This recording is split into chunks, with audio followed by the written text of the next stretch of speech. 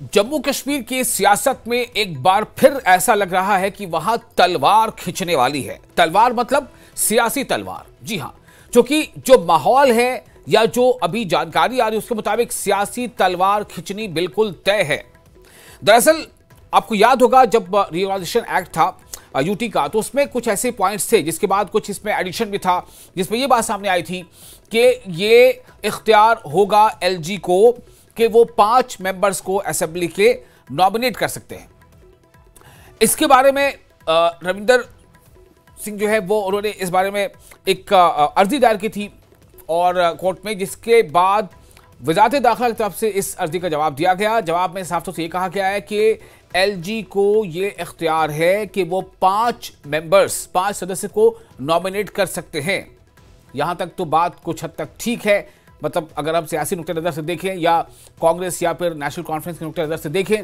लेकिन उसके बाद जो बात है उसमें यह है कि इस प्रोसेस में ये कोई ज़रूरी नहीं है कि वो जो वहां पर चुनी हुई सरकार एक है उससे इस बारे में कोई राय मशवरा करे। अब इस मुद्दे पर एक बार फिर जो बयानात सामने आ रहे हैं वो बयानात बिल्कुल उसी तरह से हैं जैसे एक के बाद एक जो है वो अपने जो बयानों के तीर होते हैं या यूं कह लें कि हमलों तलवार के हमले होते हैं, तो सियासी हमले एक दूसरे पर हो रहे हैं। बीजेपी का बयान कुछ आ रहा है, एनसी पीडीपी का बयान कुछ आ रहा है, और सबसे बड़ी बात यह है कि इस मुद्दे पर, इस खास मुद्दे पर ऐसा लग रहा है कि कांग्रेस, नेशनल कॉन्फ्रेंस और पीडीपी भी एक साथ नजर आ रही है। तो यह मुद्दा कितना ज्यादा असर छोड़ेगा जम्मू कश्मीर के सियासत में, जम्मू कश्मीर के सियासत में इस मुद्दे से किस तरह का एक उबाल आ सकता है, या फिर ये कि सब कुछ नॉर्मल हो जाएगा, शांत रहेगा, कुछ उथल पुथल नहीं होगी, इस बारे में हम चर्चा करेंगे। आप बने रहे हमारे साथ। आप देख रहे हैं न्यूज़ 18 JKLH पर, JKLH प्राइम टाइम।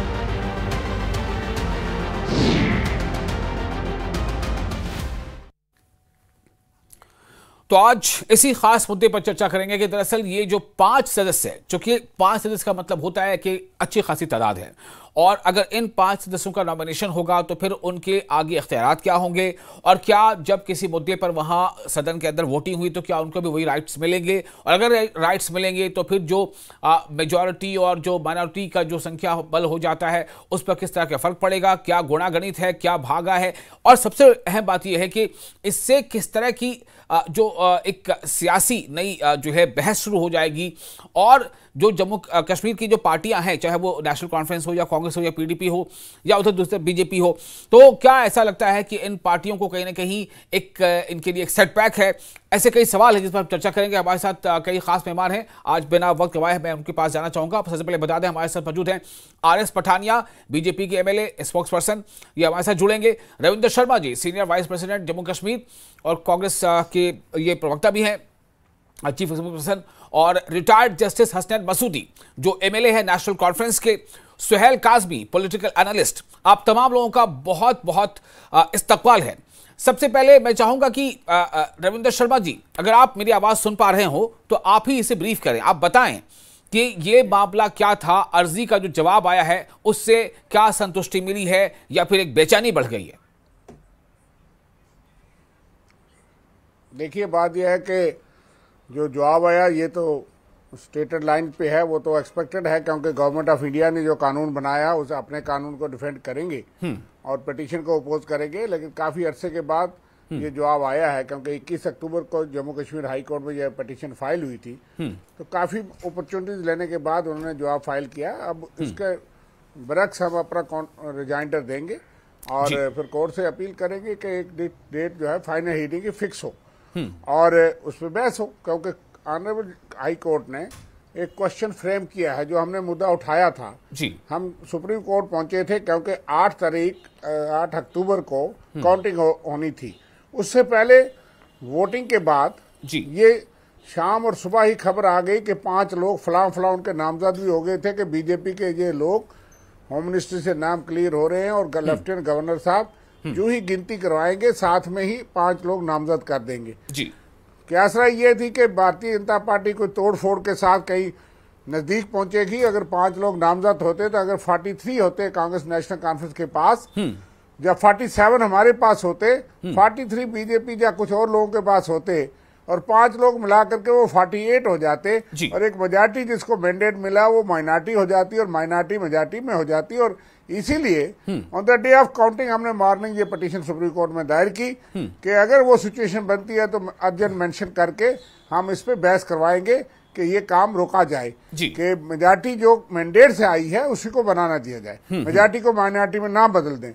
लेकिन चूंकि अर्जेंसी नहीं रही, ये बाद में लगा और सुप्रीम कोर्ट ने हमको इजाजत दी। हमने वो मुद्दा यहाँ उठाया कि ये कानून जो है ये कॉन्स्टिट्यूशन की बेसिक स्पिरिट के खिलाफ है, basic structure of the constitution के खिलाफ है कि आज 5 हैं कहीं 7 होंगे और फिर जो है आप तो मैंडेट का या डेमोक्रेसी इलेक्शन का मतलब नहीं। और इसलिए ये हमारी बेसिक बुनियादी जो है वो है कि this is against the basic structure of the constitution और डेमोक्रेसी स्पिरिट के खिलाफ है।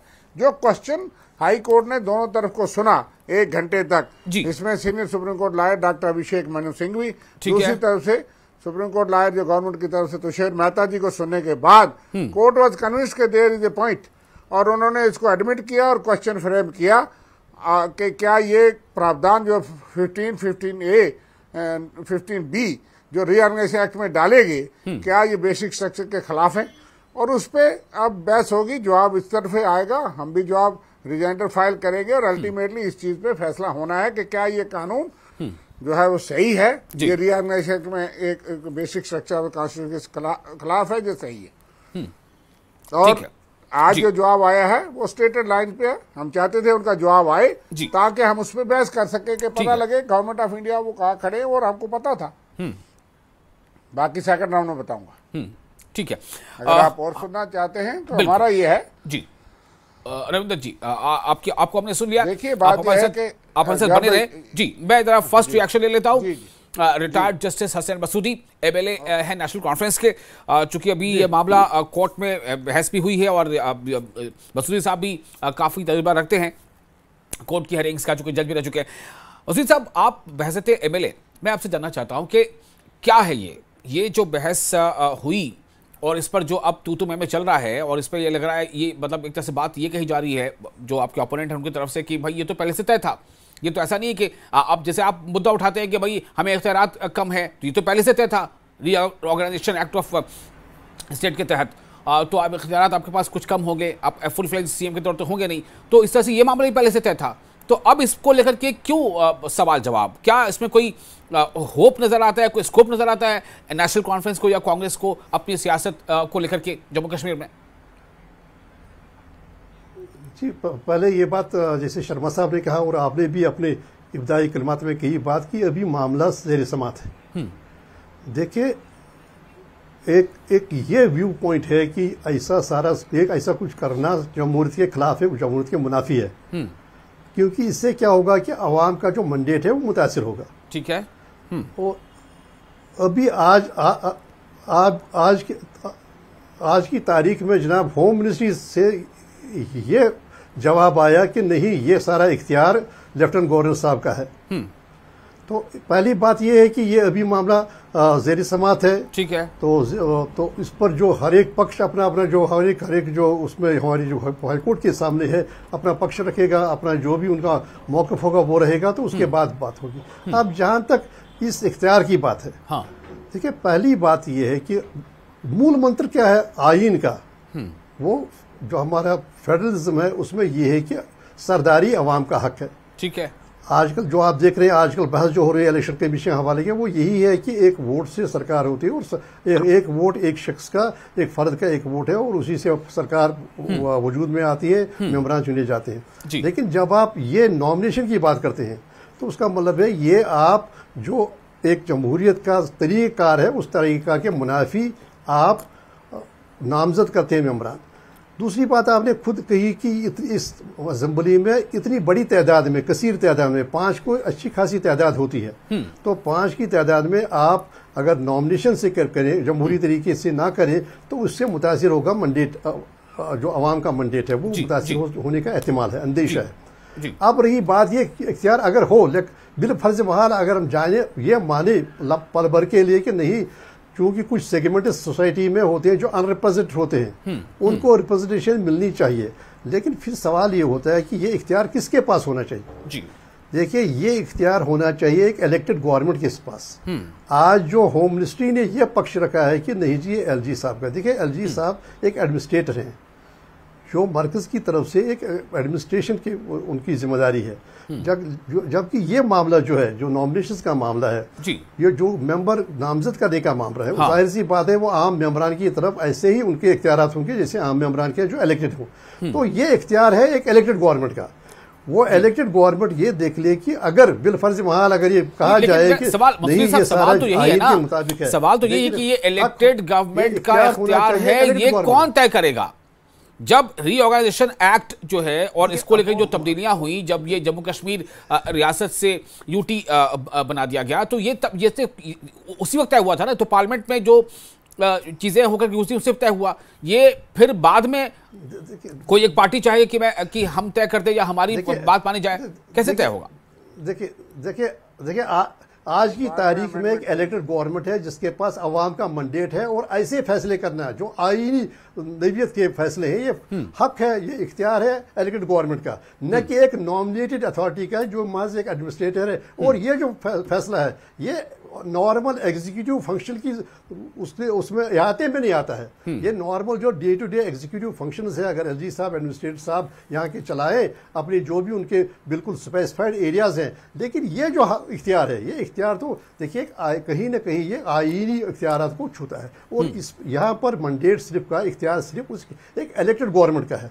दूसरी बात यह है कि अगर इलेक्टेड गवर्नमेंट का हम कहेंगे कि नहीं होगा, जैसे आपने खुद भी अंदेशा पहले भी जब आपने शुरू की बहस की, तो ये आप एक अनएलेक्टेड नॉमिनेटेड शख्स को ये आप इख्तियार अगर देंगे तो उसका मतलब है कि आप आवाम का जो मैंडेट है उसका मुतासिर होने का अंदेशा है। और ये जमहूरियत की रूह से जो मूल मंत्र है, जमहूरियत का मूल मंत्र है हमारे आईन का, तो उसके बिल्कुल खिलाफ है। आप ऐसा पावर दें, उससे क्या होगा कि देखिए बात यह है कि अवाम ने इख्तियार दिया एक पार्टी को, उसको हुकूमत करने का, हुकूमत बनाने का।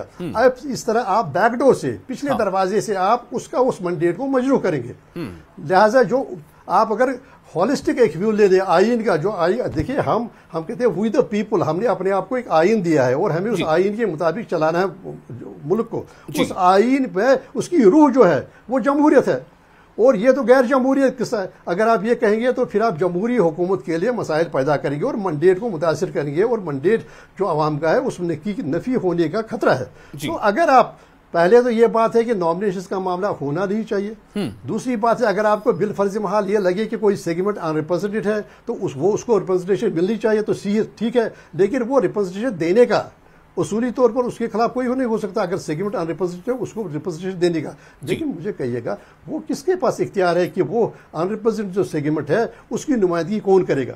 अगर वो ये उसी हुकूमत का इख्तियार है जिस हुकूमत को लोगों ने चुन के लाया है जी। ये जो इस जो कम्युनिटीज के नुमाइंदे चुन के इसलिए नहीं आए क्योंकि उनके लिए ये देखिए जैसे कि उनका अनरिप्रेजेंटेटिव तरीका कार है तो उनकी ड्यू रिप्रेजेंटेशन नहीं है, तो इसी वजह से ये प्रावधान किया गया, ये प्रावधान किया गया नहीं इन सेगमेंट्स को नॉमिनेशन मिलनी चाहिए।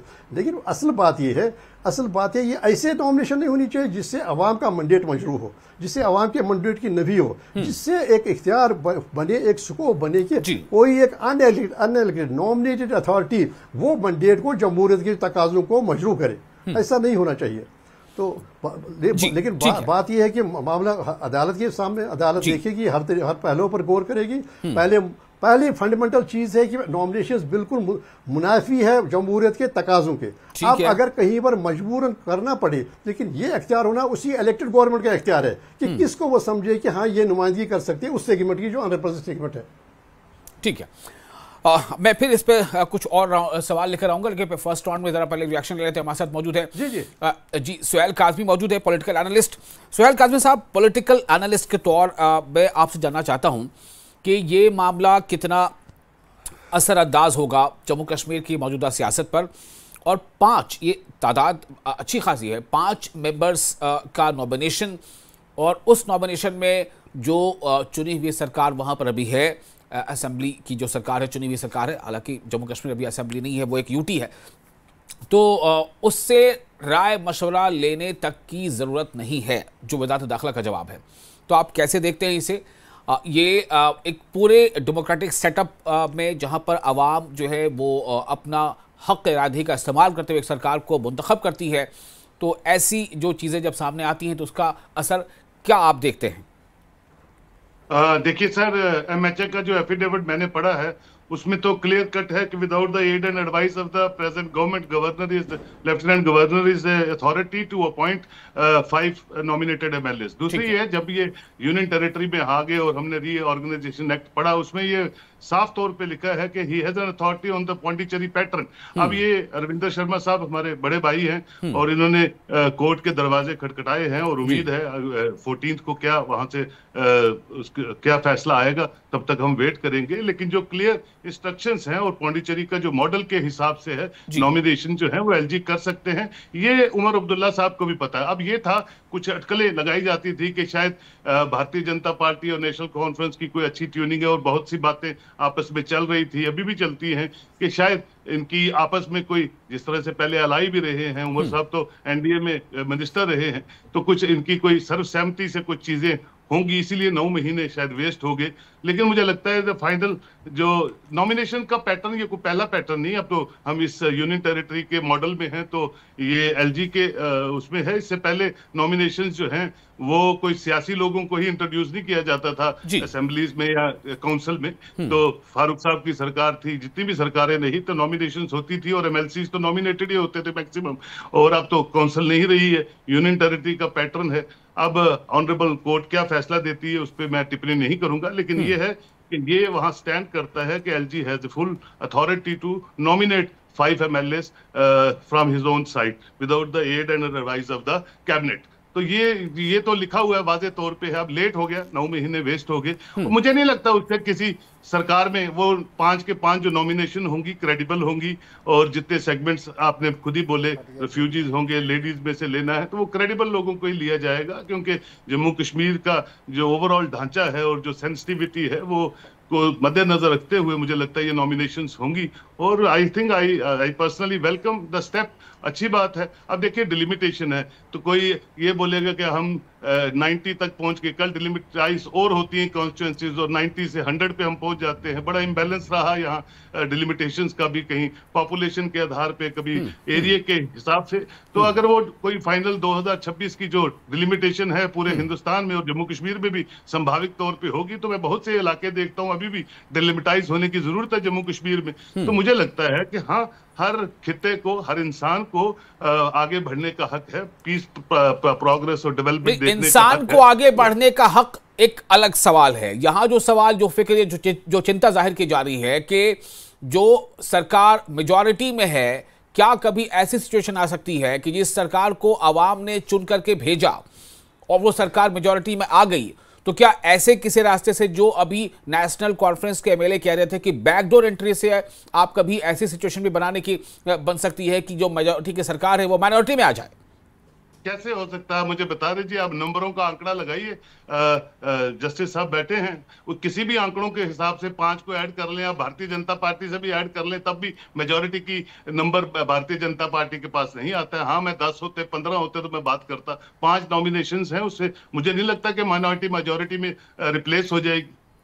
लेकिन ये भी तो काज़मी साहब, आप देखिए कि शायद एक लंबे अरसे बाद ऐसा हुआ है कि एनसी को इस बार इतना बम्पर मैंडेट मिला है, लेकिन आमतौर से तो ऐसा होता नहीं है।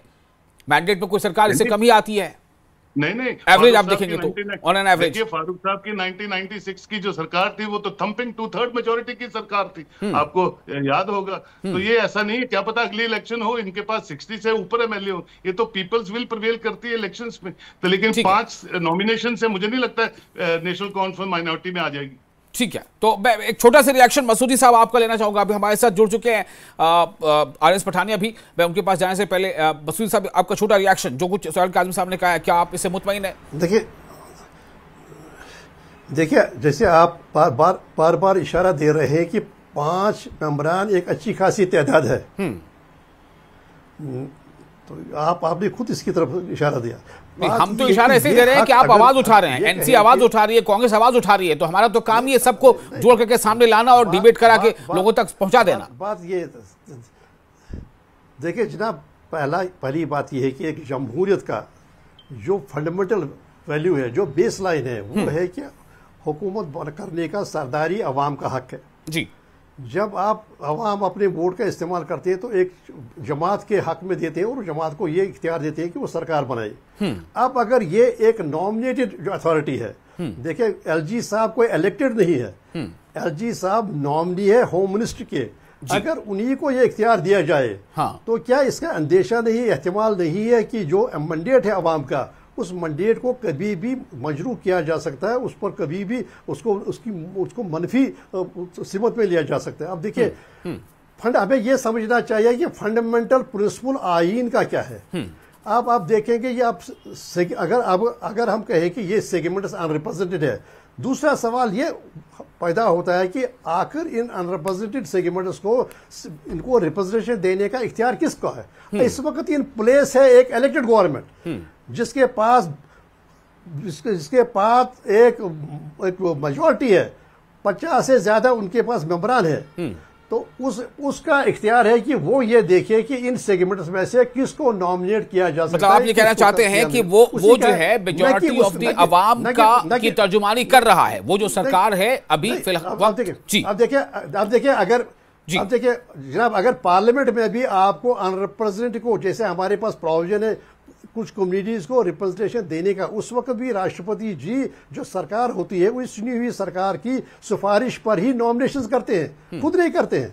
ठीक है, देखिए बात ये है मसूदी साहब, एक बार आप हमारे साथ बने रहेंगे, रविंदर जी भी बने हुए हैं, आरएस पठानिया हमारे साथ मौजूद है। पठानिया साहब, सवाल उठ रहे हैं और सवाल यही है, आपने सुना, आप समझ गए होंगे कि 5 मेंबर्स, और उसमें सबसे बड़ी बात यह है कि जो मौजूदा चुनी हुई सरकार है, एक पैरेलल गवर्नमेंट जो वहां पर चुनी हुई सरकार है, उमर अब्दुल्ला की सरकार है फिल वक्त, तो उस सरकार से राय मशवरे तक भी नहीं लेना और 5 मेंबर्स को उसमें इंडक्ट कर लेना, जबकि ये जो सरकार, ये चुनी हुई सरकार है, मैंडेट के साथ आई हुई सरकार है, और इससे मशवरा तक नहीं लेना। इतराज इस पे हो रहा है कि आगे चलकर कभी इसका जो है एक मैंडेट को ये मुतासिर कर सकता है, प्रभावित कर सकता है जो अवामी मैंडेट है उसको।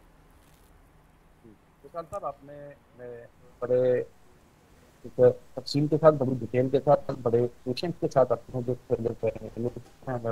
ओपिनियन सुन रहा था, उन्होंने अपनी ओर से अपना पार्टी का और अपना पर्सनल व्यू पॉइंट भी रखने का कोशिश की। वो बड़े वाकई में एक एक्सपर्ट भी हैं अपने पॉलिटिकल साइड पर, कॉन्स्टिट्यूशनल साइड पर, संवैधानिक साइड पर, लेकिन डायरेक्ट टेक अवेज हैं आज के उसके। जी, फर्स्ट ऑफ ऑल, सरकार को ज्यादा कच्ची या ज्यादा भी सरकार को सस्पिशियस या तो कॉम्प्लेक्स में नहीं जाना चाहिए। सरकार को इन 5 वैल्यू को, सरकार के मैंडेट से कोई फर्क पड़ने वाला है।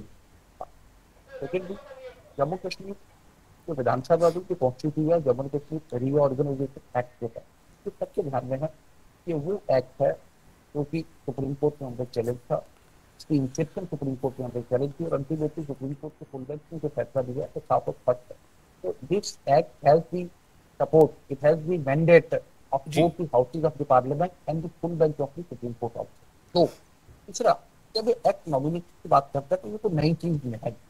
अब हमारा जो भारत का जो डेमोक्रेसी का जो मॉडल है, which is Westminster model of democracy, तो वेस्टमिनिस्टर मॉडल ऑफ डेमोक्रेसी सबसे पहले इंग्लैंड में चलेंगे, सबसे पहले जिसका जन्म वहां हुआ, तो इंग्लैंड में भी हाउस ऑफ लॉर्ड्स का एक कॉन्सेप्ट तो है, पूरे देश में नॉमिनेशन का कॉन्सेप्ट है, पूरी दुनिया में नॉमिनेशन का कॉन्सेप्ट है।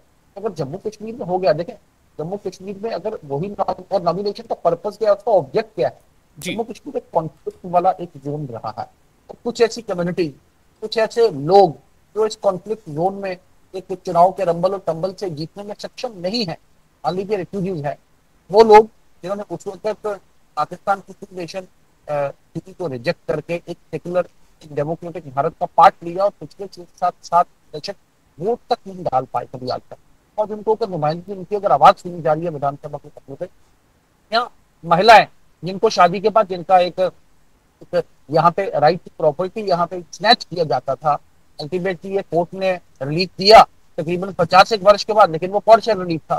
तो same is the case with Kashmiri पंडित।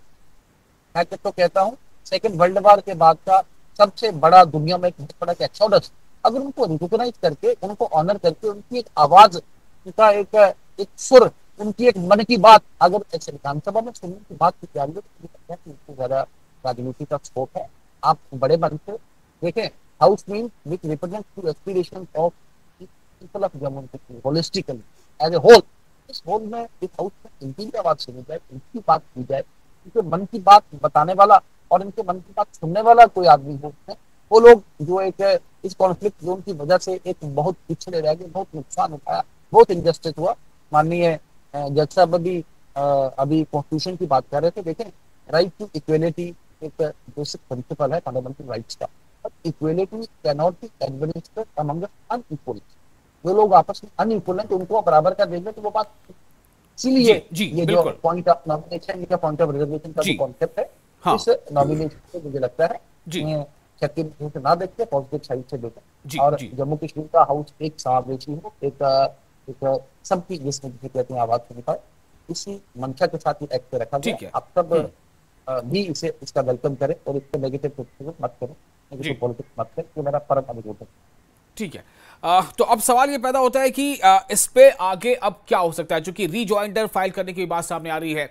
सुहेल काज़मी साहब, मेरा सवाल एक छोटा सा सिर्फ यही है कि क्या ये मुद्दा अब अभी एक और उन्हीं चंद मुद्दों जैसा ये भी एक बड़ा मुद्दा बन जाएगा, जैसे अभी स्टेट हेड को लेकर के लगातार अलग अलग पार्टियां प्रोटेस्ट कर रही हैं, मुहिम चला रही हैं, 35 और का मामला सामने आता रहता है, तो ये मुद्दा भी क्या आपको लग रहा है कि ये इम्पैक्ट उस तरह से जोड़ेगा, ये कनेक्ट कर रहा है लोगों को? सुहेल काज़मी साहब, नहीं, मुझे लगता नहीं है ये मुद्दा कोई मुद्दा बनेगा। ये सबको पता है और उमर साहब को भी पता है, फारूक साहब को भी पता है, जितने भी यहाँ कांग्रेस के लीडर हैं उनको भी पता है कि ये होना ही था, सिर्फ डिलेड हो गया, 9 महीने इसको डिले कर दिया। ये सब आइन में है और सब चीजें हैं, और एमएचए का एफिडेविट आप पढ़ लीजिए और सब चीजें उसमें पार्लियामेंट का हवाला दिया हुआ है, सेक्शंस का हवाला दिया हुआ है, सारे लीगल ल्यूमिनरीज है। मैं उनके साथ बहस नहीं कर सकता हूँ, लेकिन मुझे लगता है ये चीजें सब निटिग्रिटीज जो हैं यूनियन टेरिटरी की सबको पता है। और पहले उमर साहब ने कहा मैं इलेक्शन नहीं लड़ूंगा, इसीलिए उन्होंने कहा मैं इलेक्शन नहीं लड़ूंगा, because he was aware of the facts after reading the constitution of the union territory कि इसमें पावर्स कैसी रहेंगी, एलजी हाउस का क्या रोल रहेगा, लॉ किसके पास रहेगा, होम किसके पास रहेगा, और नॉमिनेशन जो है का पैटर्न भी क्या रहेगा। अब उसको मुझे लगता नहीं इस पे कोई टूल या इस पे कोई बहस बनेगी, और बहुत से मुद्दे हैं, बिजनेस रूल जल्दी आए। और वो हसन मसूदी साहब, क्या ये मुद्दा जो है, ये मुद्दा ऐसा कोई मुद्दा नहीं है जिस पर एक अवामी बेदारी और अवामी इसमें हिमायत मिल सके? क्योंकि कोई भी मुद्दा जो पॉलिटिकल पार्टी उठाती है, जब तक उसको अवामी हिमायत नहीं मिलती है तो वो मुद्दा जो है वो बहुत कारगर साबित नहीं होता। आप इसे कैसे देख रहे हैं? ये बिल्कुल एक मुद्दा है। मुद्दा ये है कि हम एक जो एलजी साहब का इख्तियार महज एक एग्जीक्यूटिव और पावर का है, वो ये जो हमारा ये नॉमिनेशंस की बात है, ये तो कहीं कहीं इसकी सरहदें आइन के साथ मिलती है। अब देखिए, जो भी इस वक्त प्रैक्टिस है पार्लियामेंट में है, देखिए कई सेगमेंट्स को, कई शख्सियात को नॉमिनेशन मिलती है, और वो नॉमिनेशन इलेक्टेड गवर्नमेंट का ही इख्तियार है, राष्ट्रपति जी को उनकी सिफारिश पर वो ऐसा होता है। यहाँ आपने जैसे खुद कहा कि यहाँ पर कंसल्ट करने की भी कह रहे हैं, जो होम मिनिस्टर का जो एफिडेविट है या रिप्लाई है, उनका ये कहना है कि कंसल्ट करने की भी जरूरत नहीं। आप देखिए, एक इलेक्टेड गवर्नमेंट है जिसका मैसिव मैंडेट मिला है, और उसका ये इख्तियार आप कहेंगे कि नहीं, उसका इख्तियार नहीं, बल्कि एक नॉमिनेटेड अथॉरिटी का है, जो नॉमिनी है होम मिनिस्टर के, जिनका सिर्फ इस हद तक महदूद है कि वो एग्जीक्यूटिव ऑर्डर मामले में अपना ऑर्डर निकाल सकते हैं। उसके ये आईनी जो मामला है, ये मेरी राय में ये हक है, ये इख्तियार है एक इलेक्टेड गवर्नमेंट का। दूसरी बात, ये मुद्दा रहेगा चर्चा में। देखिए, अगर आप अब चूंकि ये अदालत के सामने है, आप जानते हैं ये बहस का मौजू होगा आने वाले दिनों में, जब तक अदालत इस पर जो बहस नहीं सुनेगी, रिजॉइंडर फाइल नहीं होगा और बाकी जो भी मामला हो। लेकिन एक मुद्दा है, क्योंकि आप डिप्राइव कर रहे हैं, आपको यहाँ पर एक चांस बना रहे हैं कि मजरू हो, अवाम का मैंडेट मजरू होने का कहीं ना कहीं अंदेशा है, जो इस वजह से है। लेकिन जब एक इलेक्टेड गवर्नमेंट इन प्लेस है, जिस मैसिव मैंडेट के साथ है, तो होना चाहिए इख्तियार, जब जो अनरिप्रेजेंटेड सेगमेंट्स हैं उनको रिप्रेजेंटेशन देने का इख्तियार इलेक्टेड गवर्नमेंट का होना चाहिए। जैसे बाकी जो मामला थे पार्लियामेंट में या मरकजी सरकार में, इसी तरह यहाँ भी this rightfully belongs to this power belongs to the elected government with this massive mandate, न कि एक नॉमिनेटेड अथॉरिटी को जो कि एक नॉमिनी है होम मिनिस्ट्री का, और वो कहेगी कि यहाँ पर कौन, यहाँ का लेजिस्लेचर कौन चलाएगा, कैसे चलेगा, कैसे होगा। ठीक है। तो अब देखते हैं आगे क्या होता है। और आपको बता दें कि हमने इस डिबेट की शुरुआत सबसे पहले रविंद्र शर्मा जी से की थी, जो कि वही जो है उन्होंने ही पिटीशन दायर की थी, उन्हीं के पिटीशन में ये तमाम चीज़ें आगे सामने आई हैं। और उनका कहना है कि वो तय समय पर रीजॉइंडर दाखिल करेंगे, यानी उनको लगता है कि इस मामले में अभी होप है। और जिस मोटो के साथ उन्होंने ये पिटीशन दायर की थी, जिस पर होम मिनिस्ट्री ने हाईकोर्ट में जवाब दाखिल किया है, तो उनका ही कहना है कि वो तय समय पर रिजॉइंडर दाखिल करेंगे। देखते हैं आगे इस पर क्या और बात सामने आती है। फिलहाल आप तमाम मेहमानों का बहुत बहुत शुक्रिया, आपने अपना कीमती वक्त दिया, और आप तमाम नाज़रीन का भी शुक्रिया कि आप न्यूज़ 18 जे के लिए से बने रहे। तो हमें